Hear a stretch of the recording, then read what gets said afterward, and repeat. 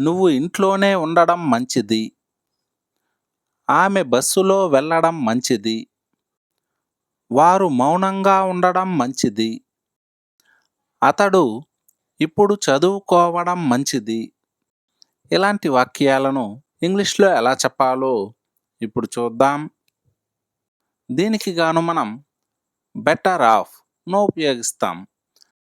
అలా చేయడమే మంచిది అని చెప్పడానికి బెటర్ ఆఫ్ను ఉపయోగిస్తాం.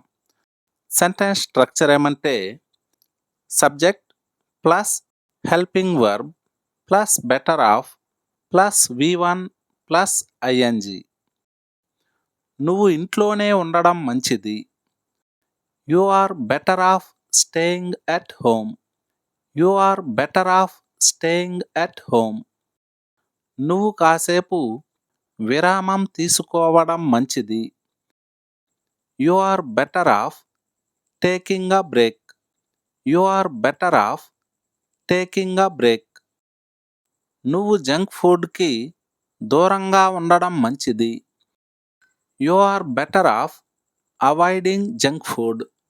You are better off avoiding junk food. అతడు ఇప్పుడు చదువుకోవడం మంచిది. He's better off studying now. He's better off studying now. ఆమె బస్సులో వెళ్ళడం మంచిది. She is better off taking a bus. She is better off taking a bus. వారు మౌనంగా ఉండడం మంచిది. They are better off keeping quiet. They are better off keeping quiet. మనం ఇప్పుడు బయలుదేరడం మంచిది. దీన్ని ఇంగ్లీష్లో ఎలా చెప్పాలో కామెంట్ సెక్షన్లో కామెంట్ చేయండి.